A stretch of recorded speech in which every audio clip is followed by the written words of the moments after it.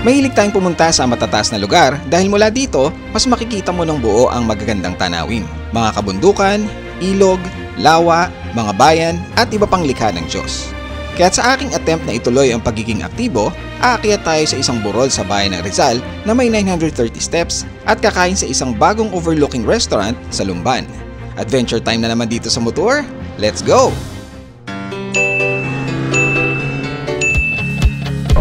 Hola motorista! So pupunta na tayo ngayon ng Tanaw de Rizal sa Rizal, Laguna, no? And pupunta tayo doon via San Pablo City. Let's go!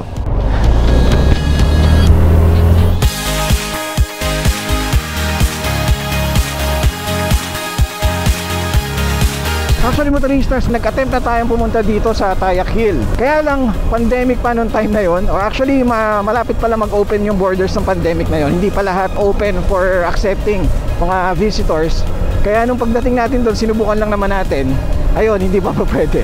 So failed yung attempt natin. Ngayon itutuloy na natin yung second attempt and hopefully mag-succeed na tayo, no? Let's go!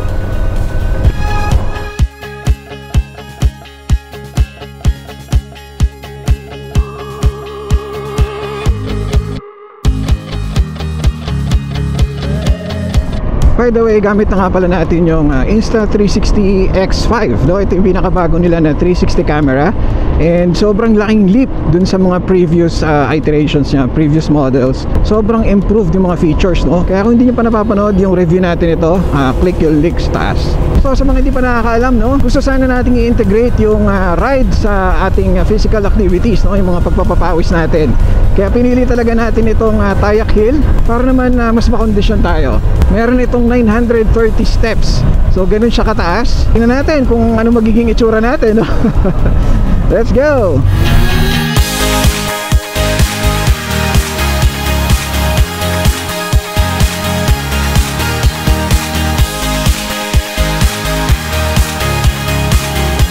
So mula sa Los Baños, Laguna, nasa around 35 kilometers, no, papunta mismo dun sa Tanaw de Rizal, sa ating destination ngayon. Pero pag galing ka ng Metro Manila, roughly mga 100 siguro, 90 to 100 kilometers. Medyo hindi tayo nakapag-ride for a couple of months. Actually nakapag-ride naman pero malalapit lang talaga, hindi tayo nakapag-tour. So ngayon na lang ulit actually. And nakakatuwa yung feeling ulit na nag-e-explore ka. Nandun ulit lalo yung excitement. So nakatulong din kahit papaano, no, yung break natin. Parang fresh eyes kumbaga. So madadaanan natin shortly, no, yung papuntang Pandin Lake. So mga hindi pa nakapanood motoristas, pinuntahan natin lahat ng 7 lakes dito sa San Pablo City within one day. Exciting yung naging journey namin doon. Kung panoorin nyo, nandun yung link sa baba. Gustong gusto ko ang kalsadang ito sa boundary ng San Pablo at Rizal, Laguna. Spaltado, maluwag at may mga konting twisties. So after ng mga twisties motoristas, abang na kayo kasi in 1.3 kilometers kakanan na tayo, no? Pagkatapos ng paakyat na yan, abang na kayo sa right side. After that, mga 1.2 kilometers yung kanto. So pag nakita nyo na itong Tazamiya motoristas, kakanan na tayo dito. Alright, so ito na yung Tayak Road. Oops, humps. So kung makikita nyo, makipot ang daan. Kaya alalay kayo.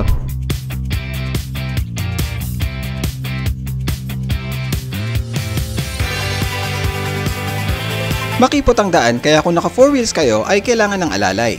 Marami ring kabayo kaya kailangan ng chill pacing. Sakto din naman para ma-enjoy mo lalo ang magandang tanawin na to.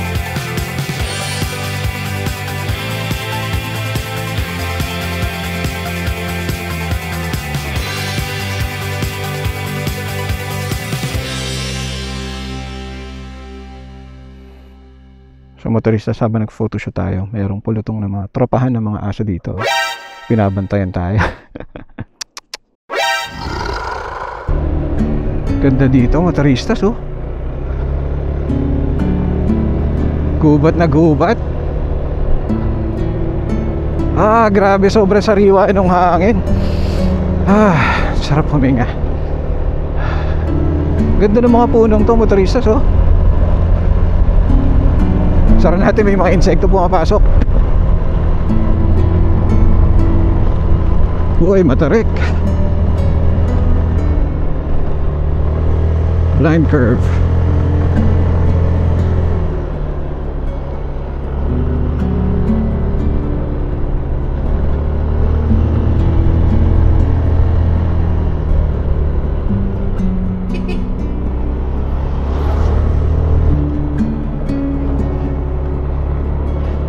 Yan, niro-road wide na nila.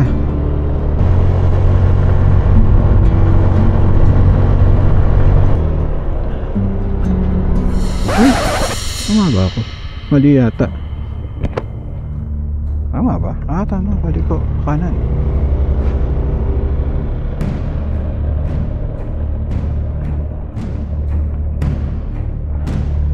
Kala ko dead end.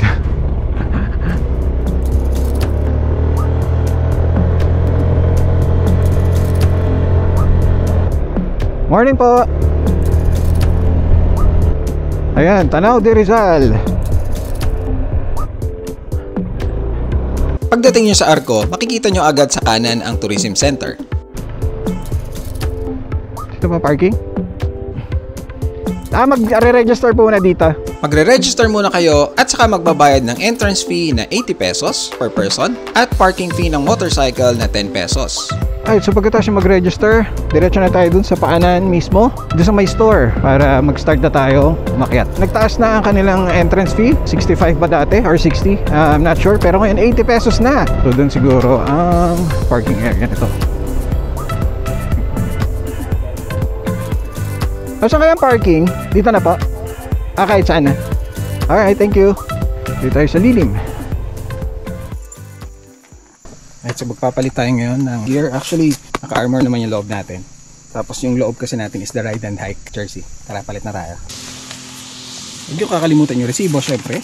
Dahil baka hanapin sa inyo dun sa taas. At Patrisas, dito na tayo sa parking area. And dala na natin ng... dala natin ang ating backpack. Bibili tayo ng tubig dahil sigurado kakailanganin natin ng tubig sa taas. No? Actually, dito sa may parking area pa lang, pansin nyo, kung pakikinggan nyo mabuti, sobrang tahimik. Tsaka rinig nyo lang yung mga huni ng ibon. Tapos dahil mataas nga na lugar siya, medyo malamig na, no? Kahit tirik yung araw, hindi sobrang init. Tapos marami pang puno. At all set na tayo. Yung sapatos natin talagang pang trekking na, no? Tapos nakapag sunblock na rin tayo, as insisted by CIC. Ito yung tindahan, motoristas. So pwede na kayo bumili agad dito ng mga... Yan, dito na tayo bibili ng tubig natin. Tapos ito, meron din silang food kung abutin kayo mamaya dito. So bumili na tayo ng mineral water. This is 30 pesos yung 1 liter na. So para sigurado, no? Let's go. Ito na. Pupunta tayo mismo sa Noah's Ark. O, yun yung tinatawag nilang Noah's Ark, dun sa pinaka-tok-tok. And meron nga itong 930 steps. And ito yung pinaka-entrance niya. Buti na lang at least meron mga shaded area. Pero pagdating sa tok-tok, open na open yan, wala mga puno-puno. Simulan na natin, let's go! Mag-ingat lang kayo motoristas dahil puro lumot. Madala siya.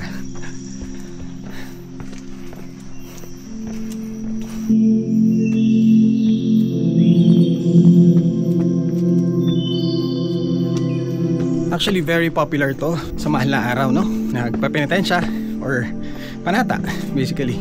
Okay naman yung steps. Tapos mayroong mga ganito, parang flat na pahingahan. Hingalagad tayo. Wala pang 100 steps to. Ayan, may mga motoristas. Thank you. Ayan, so may nakasalubong pa tayong mga motoristas. Galing daw sila sa taas na. And sila lang yata yung nandun. So solo natin. Yun ang advantage kapag weekday pumunta. Alright, so after probably 100 plus steps, merong rest area din. Inom muna tayong tubig. Tumigil muna tayo dahil ang akala natin ay malayo pa ang tuktok. Sobrang sarap motoristas, no? Napakatahimik, sobrang relaxing. Lalo na at tayo lang ang tao or konti lang yung tao. So kung naghahanap kayo ng pagmumuni-munian, this is a very good option. Kapag-exercise ka na, kapag-muni-muni ka, nakarelax ka, tapos wait till you see dun sa tuktok kung gaano kaganda yung view. Tuloy na tayo. Ano to? Meron pang isang structure. Ha? Ito na ba yun? Nakailang bundok na rin ang inakyat natin, kaya't ang estimate ko talaga ay wala pang 930 steps yon. Kaya't hindi ko pinalampas at binilang natin ang steps pababa. 44, 45, 6, 47. Well, pamaya na yon. Parang feeling ko 5 beses pa nun eh. Nandito na agad? So tayo nga lang nandito. At ito ang Tanaw de Rizal na kilala rin bilang Tayak Hill dito sa Rizal, Laguna. Hindi lang siya simpleng pasyalan para sa riders, hikers at families, may historical value din ang lugar na to. Noong World War II, ginamit ng mga guerrilla fighters ang Tayak Hill bilang strategic site para bantayan ang galaw ng Japanese forces sa Laguna at kalapit na probinsya. Kaya naman, yung giant cross na makikita sa tuktok ay simbolo ng peace at remembrance para sa mga bayani natin noon. Pagdating mo sa taas, sobrang ganda ng 360-degree view. Kita mo ang Laguna de Bay, Mount San Cristobal at minsan pati ang skyline ng Metro Manila kapag malinaw ang panahon. Perfect spot din ito for sunrise and sunset viewing. Ang maganda pa dito, beginner-friendly yung trail. Kaya kahit hindi ka hardcore hiker, madali mo siyang maaakyat. Kaya popular siya sa mga weekend riders at casual adventurers. So kung trip mo ang nature, history at magandang tanawin, dito sa Tanaw de Rizal, siguradong sulit ang ride at lakad mo. Ito na nga tayo. Nasa likuran natin, motoristas, ang Mount San Cristobal. Kitang-kita mo ang ganda ng view, no? So again, ito yung cross. Punta tayo sa harapan. OMG! Look at that view, motoristas. Grabe, panoramic talaga, oh. Whew. Again, Mount San Cristobal. Nasa likuran yan actually, yung Mount Banahaw. Kita nyo, oh. OMG. Grabe. Ayan, motoristas. So, ayan, makikita nyo rin dito yung mga lakes ng San Pablo City. Hindi ko alam kung makikita natin lahat, pero karamihan siguro ng lakes. Ito yung isa. And marami dyan nakakalat. Hindi lang ganun kalinaw kasi medyo foggy ng konti, no? Pero yan na, oh. Motoristas, grabe. Ayun na yung Laguna de Bay, no? If I'm not mistaken, this is Makiling na yan. Mount Makiling. Ang ganda, motoristas, grabe. Ayan, so ito hindi mo na masyadong kita tong area na to. Tapos meron din dito na tinatawag nilang landing point. So ginawa na nilang campsite din yon. Mamaya saglitan natin, no? In the meantime, enjoy the panoramic view, motoristas. Ang ganda, oh, grabe. Whew. Look at that.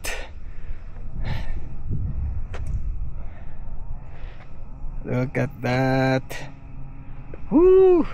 Okay, tayo dun sa taas. Meron pang ano sa taas eh. Doon, sa taas. Nakikita ko to sa mga weekends. Sobrang daming tao. Kaya nakakatuwa na tayo lang nandito. Okay tayo, sigurado mas epic yung shot dito. And voila, Mount San Cristobal. Grabe ang laki, no? And syempre, the view.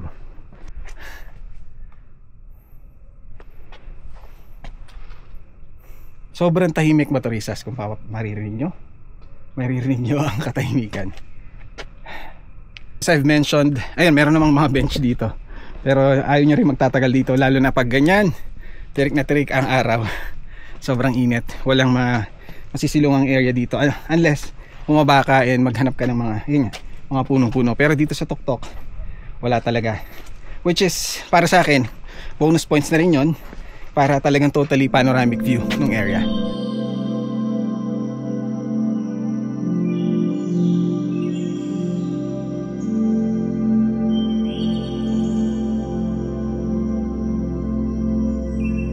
By the way, motoristas, kung you're wondering kung meron bang signal dito, meron, pero yung internet edge lang, no? So medyo mabagal, at least sa Globe. Ewan ko lang sa Smart. Ay, tapos na rin tayo magmuni-muni dito and enjoy ng solo, no? Solo natin, motoristas. Kung pwede ka lang tumitig dito ng matagal, no? Na hindi ka nasusunog. Pwede kayo magdala ng payong kung gusto nyo. Pero ayan, no? Sobrang sarap. Gusto ko yung mga ganyang views, motoristas. Nare-relax talaga ako. Yung mga bulubundukin. Kaya tontuwa din ako sa bandang northern na Luzon, eh. Alright, tapos na tayo dito. And baba na tayo ngayon. Bibilangin ko na yung steps, kasi medyo duda ako doon sa 900. Baka iba yun, no? Malalaman natin. nagduda eh, no? Then after this, tamang-tama, nirecommend ni Miss Jenjen, bago yata yun or mga a few months pa lang nabubuksan sa Kaliraya, no? Actually, hindi ka naman naabot sa Kaliraya Lake, pero sa Lumban yun, merong bagong bukas na resto, yung Skypad na tinatawag. So marami na nakapunta doon, pero yun, first time natin makakapunta doon, sasaglit tayo para doon na tayo mag-lunch. Tingnan natin yung mga choices ng food and worth it bang puntahan. Let's go. Alright, start na tayo ng count. Tingnan natin kung accurate ito. Pero bigbibilang din tayo, alright? 1, 2, 3, 4, 5, 6, 7, 8, 9,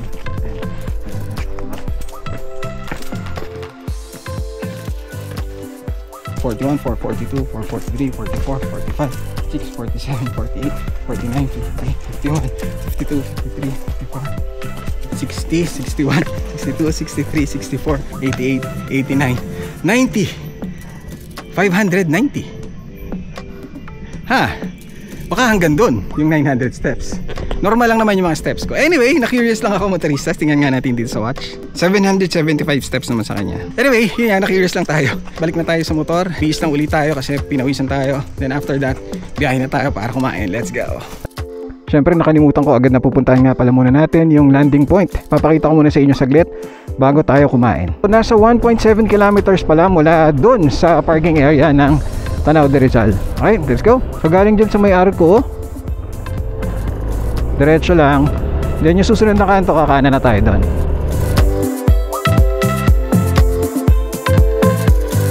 So itong pakanan na to, papunta na tong landing point. So first time ko rin makakapunta dito. Let's go. Ang tarik pala.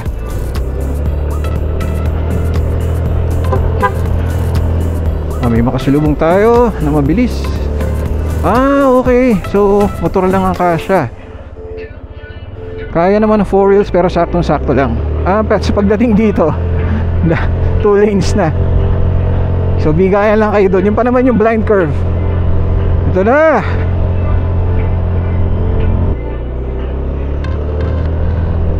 Daming buhangin. Ingat kayo.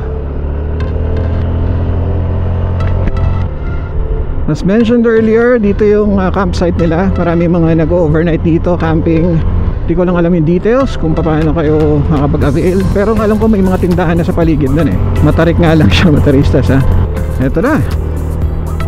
Woo! Marami na nga dito mga structures, mga bahay-bahay, mga kubo-kubo, mga tindahan. Ayun! Meron mga nag-kakamp na doon, no? Nice! Naka-jeepney yata yun. And also dun sa side na yun, meron dun sa side na yun and meron din dito. Tingnan natin, mapag-inquire tayo. Sina motoristas oh. So nakapagpalipad na tayo ng drone and napakita ko lang sa inyo yung vicinity. So dito tayo pabalik no, pag kumaliwa tayo. Then meron pa daw kasi dun sa dulo, dun din yung tindahan, meron din mga tapsilugan kung gusto niyo mag-lunch. Puntahan natin syempre. So yung pagpapalipad ng drone, merong bawal na area dun kasi may kampo pala ng mga sundalo doon. Kaya bawal, kaya dito lang tayo nakaikot. Parang meron dito sa left side na campsite dati pero wala na raw masyado. Doon na lang daw sa main na yung pinakita ko sa inyo. Ikot pa tayo dito. Dami ng mga dito, mga bayan. Siguro nga kasi nag-boom to. Yun na yun. Sa gitna, tinasabi niyang gitna. Saan kaya ito papunta?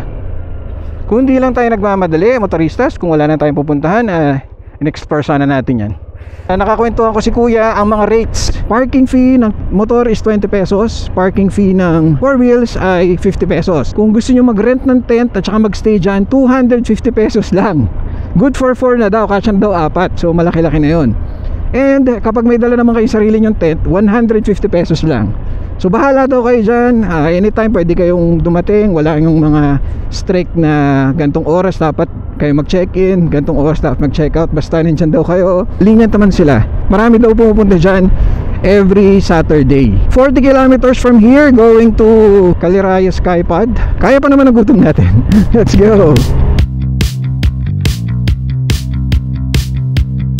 Oo nga pala, nakakwentuhan nga natin si kuya doon, yung bantay.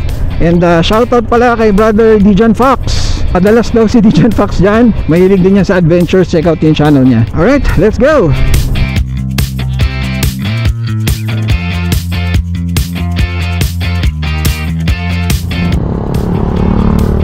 Nagkarlan.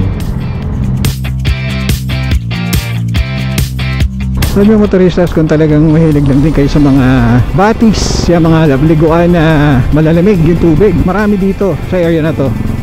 Yan, lalong lalo na dyan sa Maayhay, ang daming mga swimming area. Saan kaya tayo bibili ng pasalubong para kay CIC, no?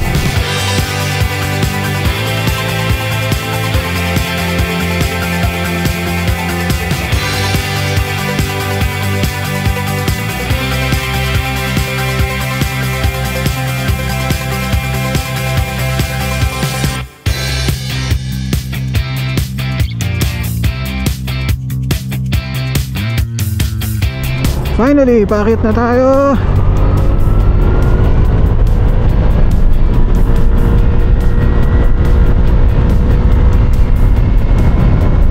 Woo! Freedom! Sobrang ang daming sakyan kanina. Ngayon lang tayo medyo nakawala. Enjoy naman natin tong twisties. Woo!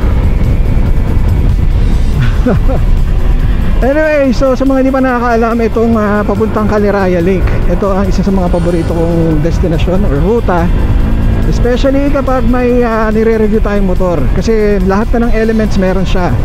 Traffic, long stretches, mga twisties, at saka mga paahon at pababa.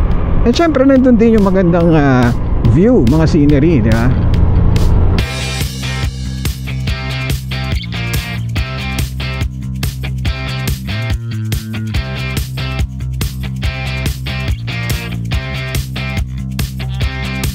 So hindi tayo aabot ng Caliraya Lake, no? Lalampas-lampasan lang natin, under construction pa siya ng time na yun. Tapos ngayon, buo na. Oh, anong ginagawa nyo? Aha, so nag-uusap sila. Sige. Sige. Lagyan nyo ng voice over, motoristas. So pagkatapos ng matinding kurbada na itong motoristas, isang malaking sito, ito yung Big C ng Caliraya. After nito, makikita na natin yung Skypod. So minor na tayo. Mukha ng parking ng mga motor. And ito na siya. Katabi niya ang Highlanders Coffee and Tea. Saan kuya?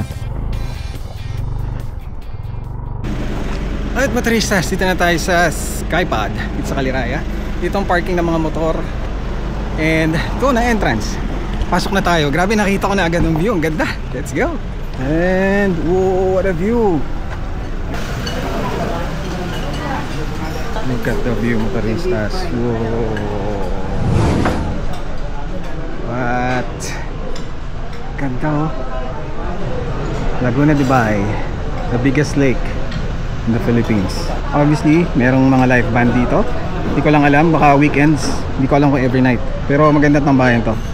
Kahit hindi mo kita yung yung view ng lake, makita mo namin yung mga lights dun sa town. So maganda rin yung view sa gabi. Tsaka syempre fresh air, di ba? Baba muna tayo para mapakita ko lang sa inyo. Kasi merong mga stalls dito, motoristas. Ayan. Kamaya pakita ko sa inyo menu sa taas, pero ito yung mga stalls. At least magkaroon kayo idea kung ano mga meron dito, no? Pause nyo na lang. Ito yung Bucket Seafood Bar. So syempre, bawal sa atin yan dahil allergic tayo. Ito naman is DJ's Fries, Burgers, and Soda. Ayan, and burgers. Dito naman is Chili Chuan, Chili Chili. Ayan, so mahilig kayo sa maanghang at palaban kayo, yan. Pero wala mga tao. Ano yan, lunch break din? No keka or no heha? Kung mahilig kayo sa Japanese naman. Pero again, wala pa rin mga tao. Late in the afternoon pa sila magbubukas kasi lunchtime pa lang. Pero sayang yung opportunity, di ba? Kung may mga manananghalian, sayang. Tulad natin, baka may magustuhan tayo, bibili sana tayo, kaso walang tao. Kid Indiano. Ito yung menu nila. And Cali Crust. On this side, Soul Snacks. So mga Korean naman to. So drinks, sandwiches, ang mga pasta. Ayan. Ito, ano namang nandito? Tinurning muna talaga natin. Ito ba yung restrooms? Yes, ito yung mga restrooms, motorista. So dito yung sa baba. Thank you. So ito, i-post nyo na lang. Akala ko mayroon second page. Natuklap lang pala. Ito na. So ano talaga, gimmick and place din talaga siya. Mga inuman. So pag meals lang, pag solo tayo, ito yung chinek ko na itong menu nila eh. Wala sila yatang pang solo if I'm not mistaken. Puro pang sharing. So kung solo ka, marami talaga yung bibili mo. Pinakbet special in order natin. Again, this is the view.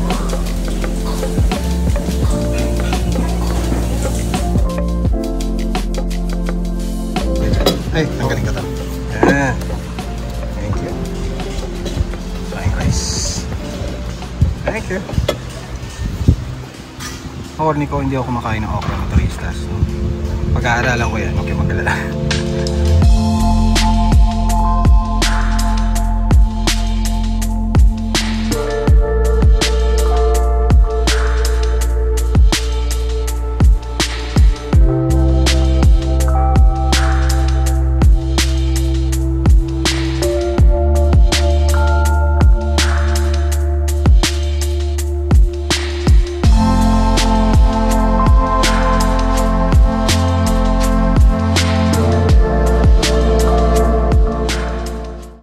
So tapos na tayo dito motoristas. Grabe busog. So motoristas, naubos din naman natin ng karamihan ng ulam natin. Well, para lang doon sa okra as I've mentioned. Anyway, so okay naman yung pinakbet. Manamis siya. Siguro ang rating ko sa kanya is 7 out of 10 or 7.5 out of 10. Parang ganon, no? So masarap naman siya. Yung kanin lang medyo dry para sa akin, medyo mabuhaghag, no? Pinakapanalo talaga doon is the view. Sobrang relaxing din, no? Kasi talagang very open siya. Bakante lang yung dati, bakanting lupa lang yun. Tapos tinitigilan ko pa yung dati kasi nga ang ganda ng view na yun, ang ganda ng angulo na yun. So nakikita ko sobrang jam-packed sila ng weekends. Kaya sakto na lang din, buti na lang at weekdays tayo. Meron pa nga din, hindi pa rin nawawala ng tao. So that's it for our quick recovery ride. Recovery ride, no? So I hope nag-enjoy kayo sa munting pagpapasyal ko sa inyo dito sa province of Laguna, sa bayan ng Rizal, and dito sa Lumban. Abangan nyo ang mga susunod nating adventures kasi marami akong planong puntahan, i-revisit mga destinations na hindi natin napuntahan nung nag-ikot tayo ng 82 provinces. Alright, so kita-kits tayo sa susunod. Once again, this is JT of Motor. Adios, motoristas!